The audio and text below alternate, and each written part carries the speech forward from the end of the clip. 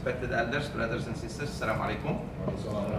Good to be with you back. Alhamdulillah, we thank Allah for every ni'mah. You know, we are literally swimming in the bounties of Allah, the Almighty, but unfortunately many of us don't appreciate and don't even know what I'm saying. Allah has given us so much, but subhanAllah, we always look at one or two tests that Allah has subhanahu wa ta'ala tested us with. For example, Allah has given you Iman, Mu'min, you are a Muslim. He has given you good health. He has given you shelter. He has given you food. He has given you means of transportation. So why are you just upset at that thing that bothers you? Compared to how many He has given you. If I give you now homework, now, and I say, count the bounties of Allah, you'll be amazed how many, and collectively, together, each one of you reminds the other one. You'll be so, and then when I say, okay, how many problems you have? Find one or two. Yet, all what bothers you is that problem, or two.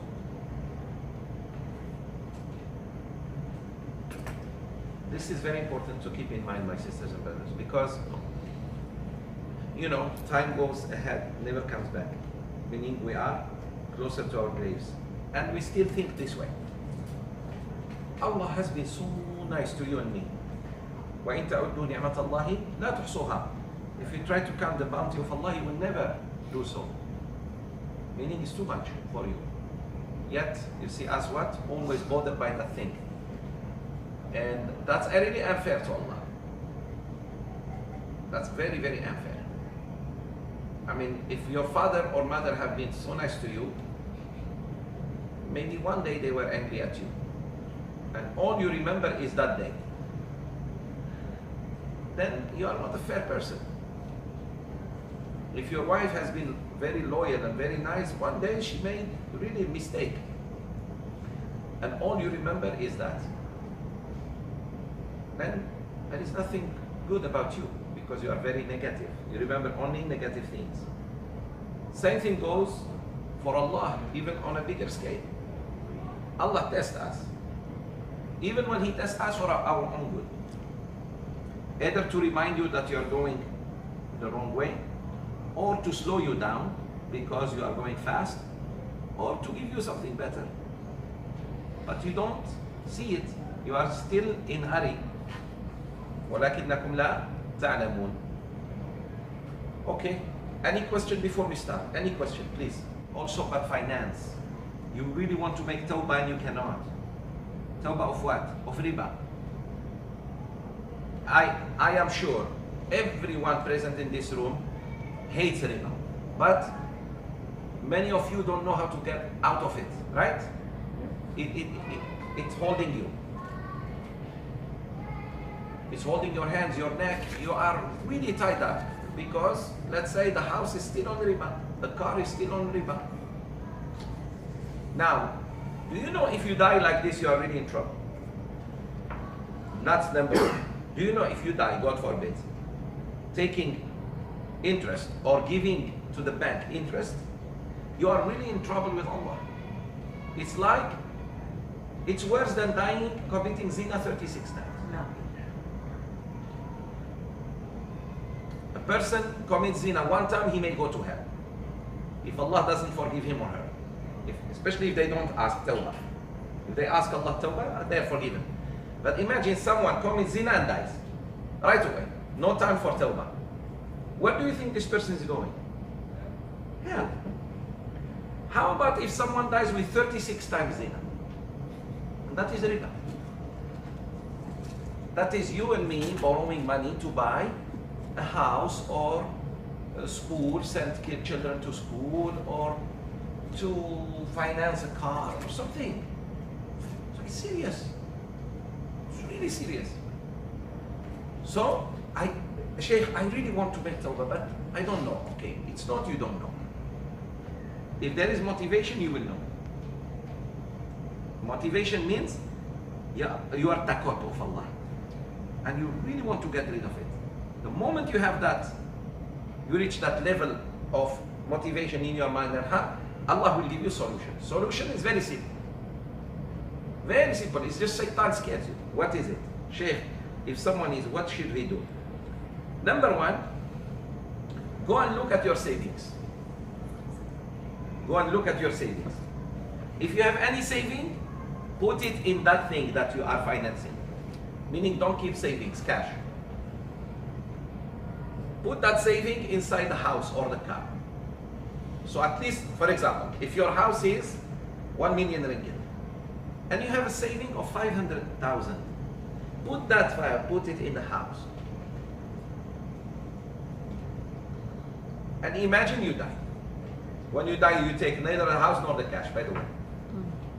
So at least you own half of the house. And Allah will definitely help you to finish the other half, because you already have shown sincerity and dedication. Allah will find you ways, trust me. Same thing for the car. So how can you keep savings while you are on riba? And I know people who have a lot of money but still take the loan from the bank. These are the worst people, because they can just buy cash. Or you rent. How about that? Huh, Sheikh? Yeah, you rent. I rather rent and say, Sheikh, I lose money. You are not losing money. You are losing money through riba. Through riba, you are losing money because you're gambling. You're gambling with the bank. In case you cannot pay, the bank will take everything. Whatever installment you have paid and down payment and the house. But when you rent, you're losing nothing. We are, anyways, we are going to go back to Allah, whether we rent or buy. Right or wrong? When you go back to Allah, see, remembrance of death is the key. When I die, I rather be with no questioning after I die with Allah than die with a house or a car that is behind me, I left behind, and it's in riba. Now Allah is asking me. I don't want Allah to ask me about this, at least. And this is it, my brothers and sisters. I need courage. That's it. Needs courage. And sometimes your very family members discourage you. Therefore, the decision is yours. When you are dying, no one will come and want to die with you. Not even your wife or husband. When you're dying, they say sorry. They may give you water and medicine and hold your hand, make dua for you, but they cannot say, okay, let me share a little bit the pain of Sakarat al-Maut. No one is going to do that. So need a little bit of courage, and the person just does it. So if someone is about, sisters and brothers, about to, mashallah, finish his payment, why not pay cash and that's it? And don't be thinking about the fees, that it's okay. There is a price for freedom from riba and from. So that's my advice to all my sisters and brothers before we start the class. When you drive a car, whether you lease it or rent it or cash or riba, the driving is still the same. The driving is still the same. But one driving is blessed, the other one is not. Another thing, if you truly love your kids, don't leave riba for them. If you truly don't care about yourself, care about your kids. Sheikh Zoubir doesn't care about himself. But I need to care about Bushra and Sharifa and the others, because I don't want them to be bothered by the bank. You understand? Think like this. And the moment, my sisters and brothers, you get out of riba, now you are making money. Now, whatever money is yours, because 100%, no one is after you to give money back to the bank or to anybody else. Now is your money. Now you start standing on your feet. Many of us think this way. We think like Westerners, yet we want to be Muslims. It's not going to work. We need to think like Muslims, believe like Muslims, breathe like Muslims, sleep like Muslims, enter the toilet like Muslims, get out of it like Muslims, enter the masjid like Muslims, marry like Muslims, divorce like Muslims, bury our dead like Muslims. Islam is a way of life. And unless and until we start doing mu'amalat, my brothers and sisters, we are not Muslims yet. It's the mu'amalat that define if we are true Muslims or not. Because ibadat, hypocrites can join us. Hypocrites can pray first row, right behind the imam. The imam can be hypocrite himself. You know what I mean? But it's the mu'amala. Rasulullah said, ad-deenul mu'amala. He summarized it. Islam is the way you behave. That includes the mu'amalat of finance. So a lot of Muslims today, my sisters and brothers, mashallah, they mean good, but they lack the courage to take that decision. That decision, still takut, but when death comes, doesn't wait for you. And I remind you, the Sahaba were worse than you. The Sahaba had riba. They used to drink. They used to commit zina. They used to bury their daughters alive. They used to beat people for fun. All you have is riba. You don't have the other problems. You got it? Meaning it's easy on you to let go. They did it. They were humans. And they were not as educated as you are. And they did it. Why? You don't need education. You need motivation. And Rasulullah was there to keep hammering these issues that I'm talking about on their heads until, alhamdulillah. Sahaba used to have this one, gallons of liquor in their homes. Alhamdulillah, you and I don't have this. They used to have riba, charge others riba. But they made it. They made a choice. MashaAllah, very good. Okay? Yes. The equivalent of 36 times zina. Okay, if someone does it, that's 36 times of that zina. With mother. Yeah. I forgot to say. Zina with mother. Na'udhu billah. Okay, but if someone has 20 years loan, how is that equivalent? Is it every day? 36, yes, 36? 36 times so every day. Worse than that. Worse than worse. Sheikh, yes. From the first option that you gave, I said the loan that we have is an amount of 500,000 and we have cash of 250. You're saying that one of the ways is to put everything of your savings in there and continue paying, is it? Very good. That's the least I can. When I don't refinance. When I cannot refinance it Islamically, I go to my bank and say, hey, how much I have left? They say this much. I say, look, I have this much with me, here it is. Of course, they will not like what I'm saying. They will not like it. Why? Because their interest with you, I mean their profit, their maslaha, is that you keep paying. The longest the better. Okay, you shorten at least. That's the least you can do. I shorten. Instead of paying in 10 years, I pay in 2 years. That's the least. Allah knows you are sincere. But if you have cash to free yourself, do it. Do it. Sisters, brothers, the danger is if we die like this and Allah count us among the people who did this major sin that I talked to you about just now. That's the problem. And you died. You cannot even go back and fix it. Khalas. Sheikh, why do you think it's hard for people to take riba seriously? Very good. Because it's related to desire. Anything that is related to something you like is very hard to let go. Money and the other gender is something that we desire so much.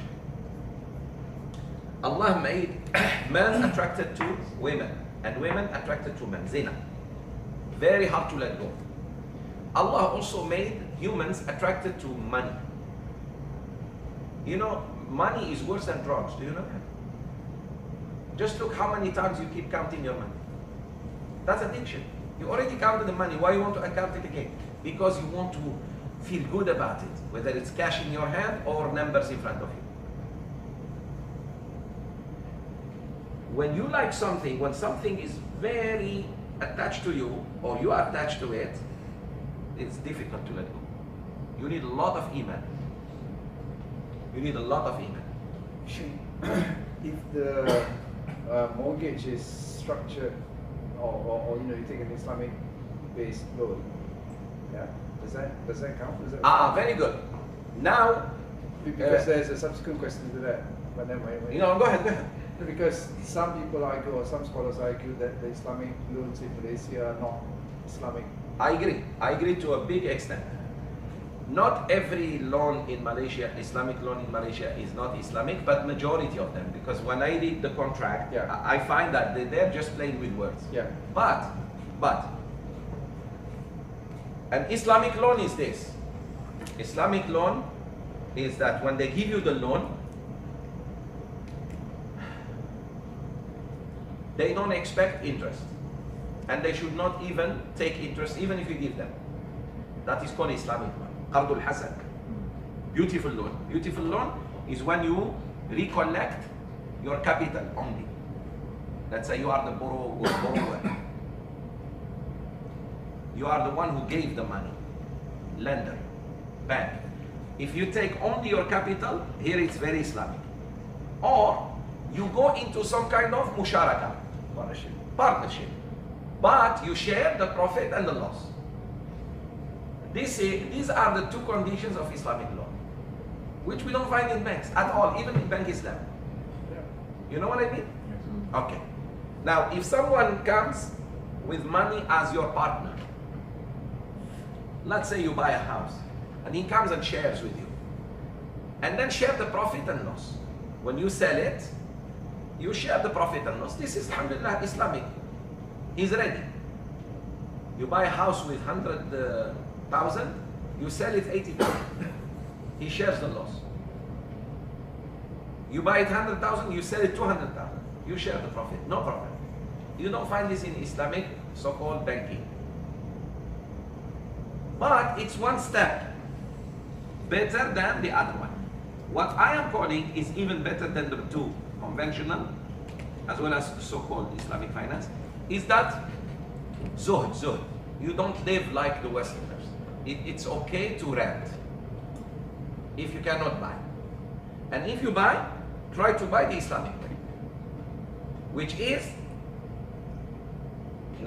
cash. Some people have the cash to buy a house, but they don't want. Alhamdulillah. So you need to change. But you need to stop this nonsense, you need to. Otherwise there is no point you learn. It's your life, it's decision you make. And later on tell me how you feel. There are many brothers and sisters, alhamdulillah, they listen to me.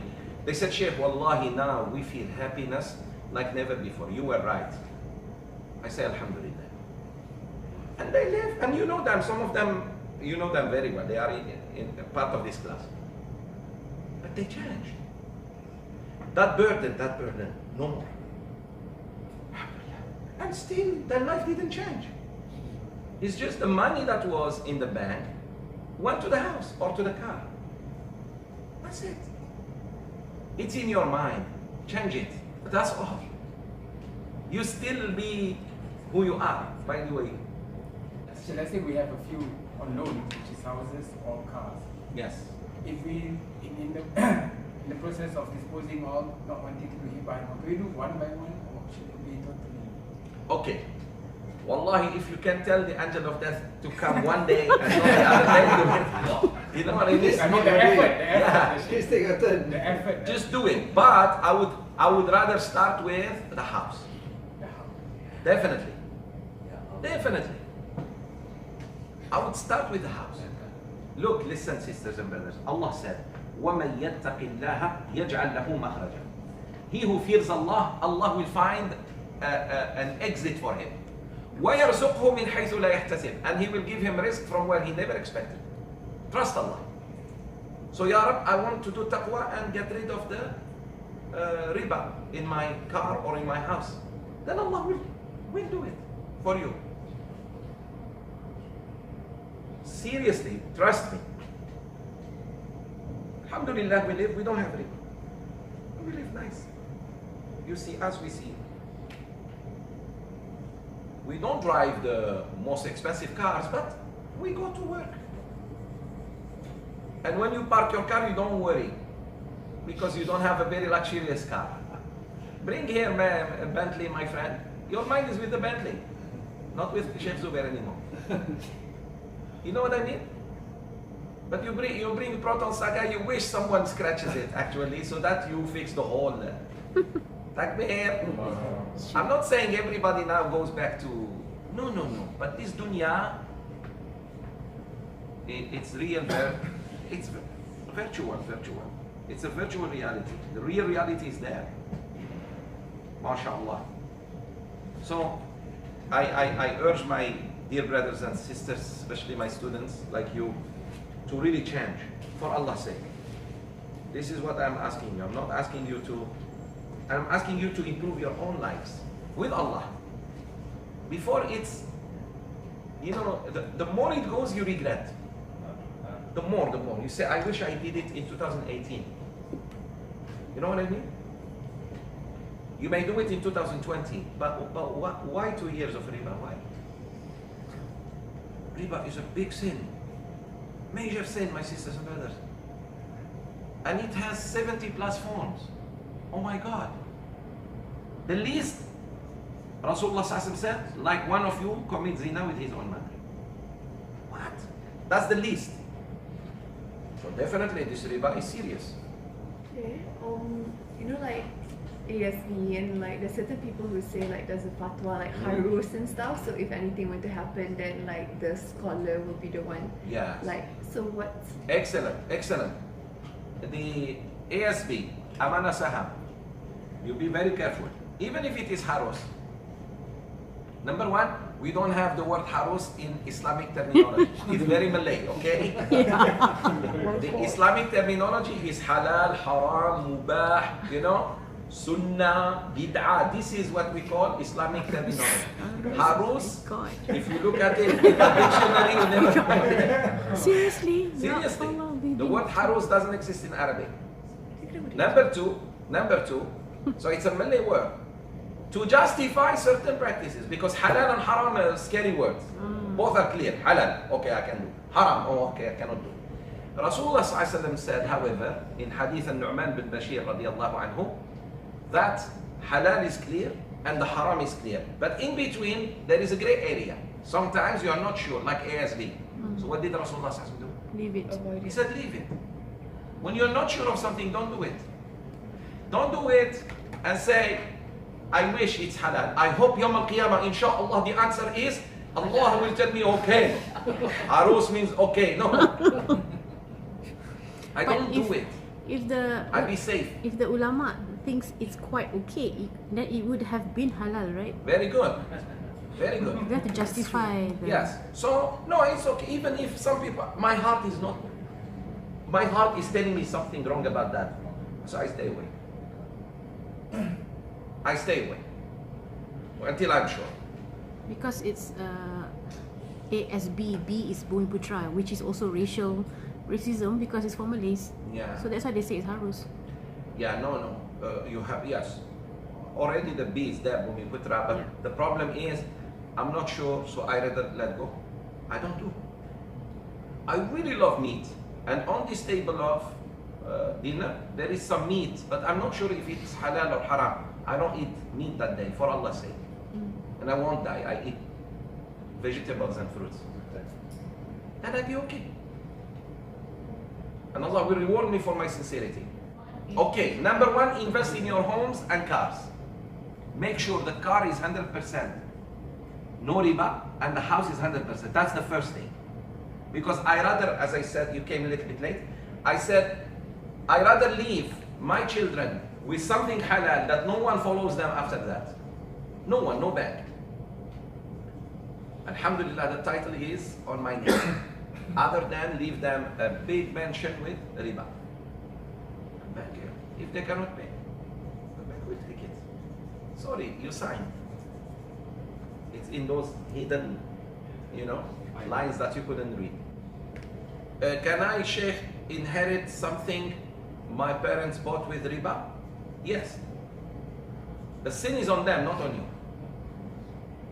back to the question of sister about where to invest. Very good. Invest in not in stock, but in real stuff. Buy an apartment, rent it. I rather buy an apartment, rent it. So with time, the value of the apartment is going up while I'm getting some income. But I have to zakat the income. When you invest an apartment or a shop or a store or clinic, you buy a clinic, you rent it to doctors.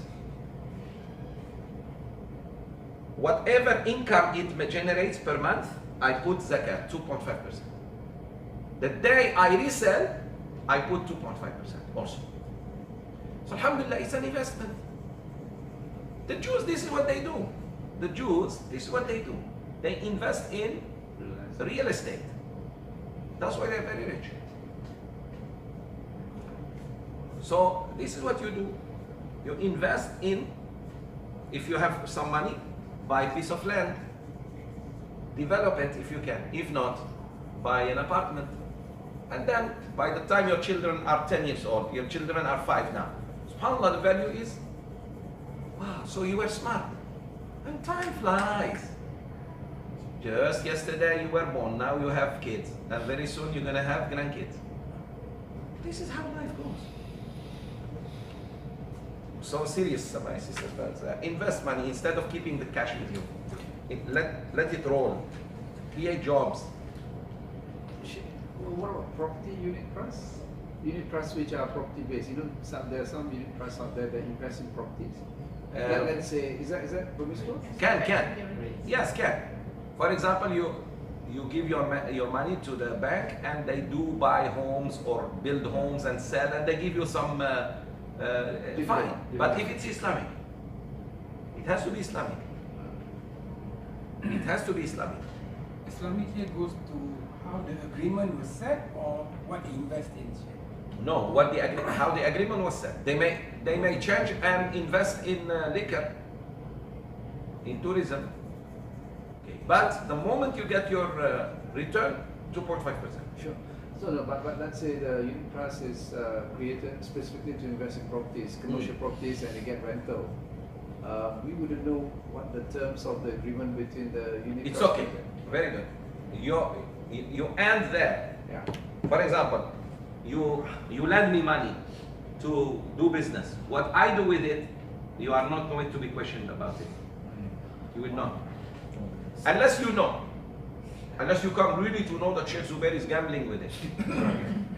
But then if you invest in a unit trust and they say it's Sharia, then that's Sharia compliant. Yeah. No, we take their words. But ASB, this and that, no. Yeah. It's clear that they are. Yeah, politically driven. But there's another investment that someone asked me. You buy this property, but this property is, say, Best Western. You know that chain?